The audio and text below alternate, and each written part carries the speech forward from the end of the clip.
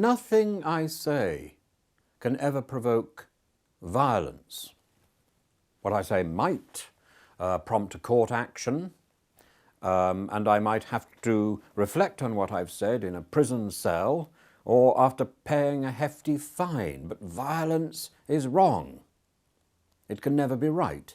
Indeed, if I personally encourage you to act in a violent way, there are already laws in the UK to prosecute me. Nothing I can say can justify violence. 27% of people questioned in a recent poll said that they supported the Charlie Hebdo attacks. That's astonishing. I do not quite believe the figure, of course, because it's often very difficult to answer clearly yes or no when presented with a questionnaire. I think 27% may well be offended by the cartoons, but I doubt that 27% of this group of people who were questioned would actually support armed assault. The present Pope said at the time that if I were to besmirch the name of his mother, I might expect a punch.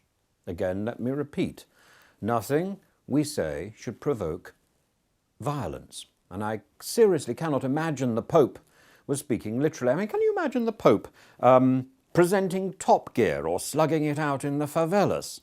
No. You see, I think he wanted to change the direction of the debate, as I do. He wanted to say that it is not right to provoke offence by mocking another belief, and I agree with him. We must take a person's belief seriously. Even when we do not share it, it is still a serious matter. The West today has become a largely secular place. That is, until there's a problem, then all manner of people get ideas about God. But religion remains a personal matter, and we should respect it even when we do not fully understand it. If religion is the reason that my neighbour is honest, good, law-abiding, helpful, then frankly it would be stupid of me to criticise, to mock his faith or her faith. Now, Islam has given the world a great number of things. The windmill, the fountain pen, shampoo, the first restaurant. There's a man called Khalif, a goat herder in Ethiopia.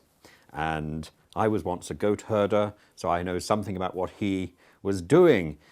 He saw his goats nibbling a particular bush where there were some very attractive berries, and he noted that his goats were more energetic and happier after they'd been nibbling these berries. So he took the berries and he boiled them, and he discovered coffee.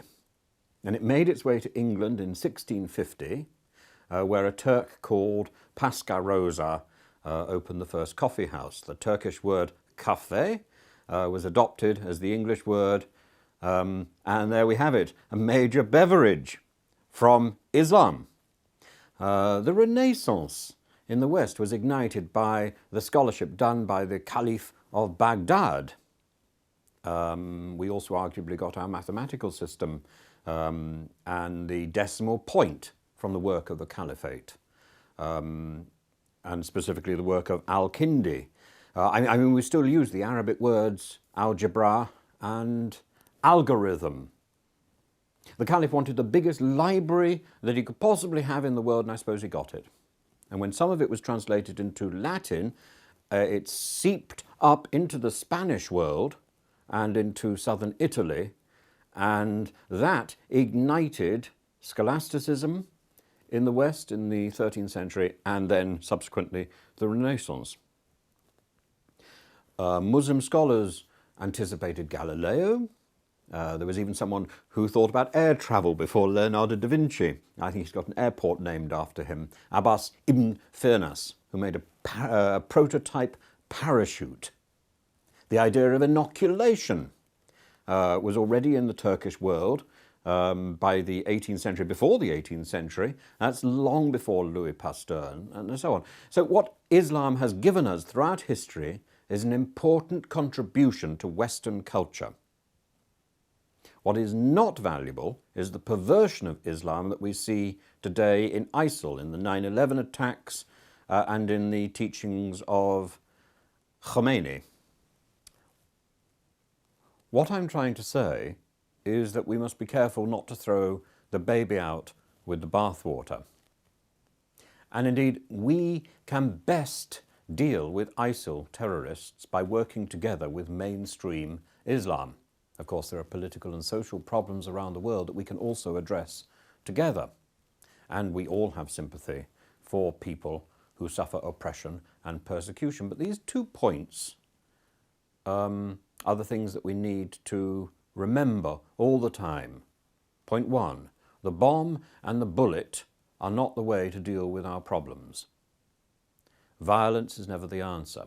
And point 2, we should not take random verses from Scripture, be they Christian or Muslim scriptures, and use them against another person or another community. The message of our sacred books is one overwhelmingly of peace, and we have to remember that. The Bible and the Quran both have texts about holy war, but they are talking about something exceptional and unusual, and the rules for holy war are precise and well defined. We are not in any legitimate holy war at all, and the people of ISIL are absolutely and utterly wrong, and they need to be told that. So to draw a conclusion, we must be mindful of people's sensitivity. I would no sooner mock the Pope than I would mock the Prophet. But we also need to be clear. We might debate many points with our friends, but there is no room at all for violence.